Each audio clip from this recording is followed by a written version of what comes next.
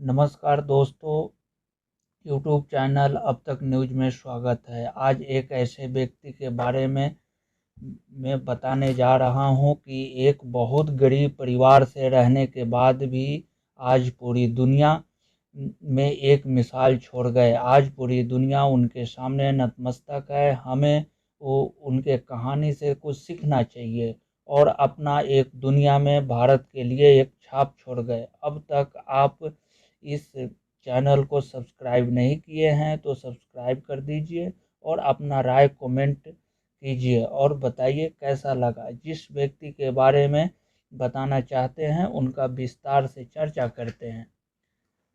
आज हम बात करेंगे हुमारते missile man APJ Abdul Kalam के बारे में।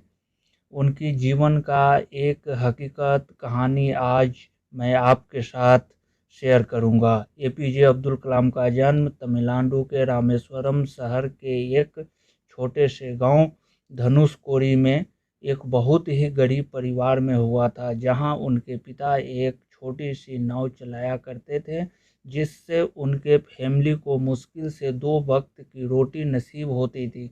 उनके घर में कोई भी पढ़ा लिखा नहीं था, लेकिन उन्हें बचपन से ही पढ़ाई लिखाई का बहुत शौक था। गरीब होने के बावजूद उनकी फैमिली उन्हें पढ़ाई के लिए पूरी तरह से सपोर्ट करती थी। लेकिन एपीजे अब्दुल कलाम जी हर सुबह स्कूल जाने से पहले न्यूज़पेपर बेचा करते थे, ताकि उनकी फैमिली पर उनके पढ़ाई का ज़्यादा प्रेशर ना आए। स्कूल में उनके मार्क्स उतने अच्छे नहीं आते थे, लेकिन वह हार्ड वर्किंग स्टूडेंट में से एक थे। उनका हमेशा सिर्फ एक फोकस रहता था कि हर दिन कुछ नया सीखा जाए, और इसलिए वह घंटों घंटों तक पढ़ाई किया करते थे। बचपन से ही वह इंडियन आर्मी फोर्स की पायलट बनना चाहते थे, इसलिए उन्होंने अपने स्कूल खत्म होने के बाद मदरसा इंस्टीट्यूट ऑफ टेक्नोलॉजी के तहत एरोस्पेस इंजीनियरिंग में एडमिशन लिया। यह कहानी तब का है जब वह मद्रास इंस्टीट्यूट ऑफ टेक्नोलॉजी में पढ़ रहे थे। उस समय वह एक सीनियर क्लास प्रोजेक्ट पर काम कर रहे थे। उस प्रोजेक्ट के प्रोग्रेस को देखकर कॉलेज के टीचर उनसे बहुत गुस्सा हो गए। उन्होंने एपीजे अब्दुल कलाम से कहा कि अगर 3 दिन में ये प्रोजेक्ट कंप्लीट नहीं हुआ तो मैं तुम्हारा स्कॉलरशिप कैंसिल कर दूंगा। यह बात सुनकर एपीजे अब्दुल कलाम बहुत घबरा गए और उन्होंने दिन रात बैठकर 3 दिन के अंदर प्रोजेक्ट को कंप्लीट कर लिया। यह देखकर उनके टीचर बहुत खुश हो गए और उन्होंने एपीजे अब्दुल कलाम जी से कहा कि मैं जानता था कि तुम में वह काबिलियत है, लेकिन मैं देखना चाहता था कि तुम में मुश्किल वक्त को सहने की क्षमता है या नहीं।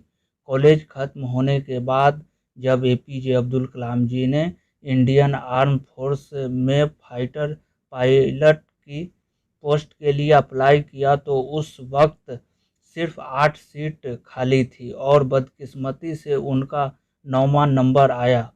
वह आर्म फोर्स के लिए सेलेक्ट नहीं हो पाए। उसके बाद डीआरडीओ ज्वाइन की, लेकिन वह डीआरडीओ में अपनी जॉब से खुश नहीं थे, क्योंकि उन्हें वहां कुछ नया सीखने को नहीं मिलता था। तभी उनकी मुलाकात एक आईएसआरओ के फाउंडर विक्रम साराभाई जी से हुई। उनको एपीजे अब्दुल कलाम जी को मेहनत और हर वक्त कुछ नया सीखने की चाह बहुत पसंद आई, और उसके बाद उनका डीआरडीओ से आईएसआरओ में ट्रांसफ़र हुआ। आईएसआरओ में एपीजे अब्दुल कलाम इंडिया के सबसे पहले सक्सेसफुल सैटेलाइट लॉन्च रोहिणी के प्रोजेक्ट डायरेक्टर थे। उसके बाद उन्होंने कई प्रोजेक्ट इनिशिएट किए। 1980 में पृथ्वी मिसाइल सक्सेसफुल लॉन्च करने के बाद उन्हें एनएसए ने जॉब ऑफर करने की कोशिश की, लेकिन उन्होंने उसे ठुकरा दिया। इंडियन कैबिनेट के टीम के साथ मिलकर एपीजे अब्दुल कलाम ने भारत को अगेन, त्रिशूल, आकाश नाग जैसे कई बड़े मिसाइल लॉन्च किए। उनके लीडरशिप के अंदर भारत को बड़ी कामयाबी मिली और जब 1998 में भारत ने सीक्रेटली सारे न्यूक्लियर बम टेस्ट करते भारत को दुनिया के सामने एक न्यूक्लियर पावर घोषित कर दिया। उसके बाद एपीजे अब्दुल कलाम को मिसाइल मैन ऑफ इंडिया के नाम से बुलाया गया। दोस्तों, यह कहानी गरीब से पूरी दुनिया का पावरफुल बनने तक का एक हकीकत कहानी है। यह कहानी आपको अच्छी लगी तो लाइक, शेयर और सब्सक्राइब जरूर करें। अब तक न्यूज़ आपके साथ। जय हिंद।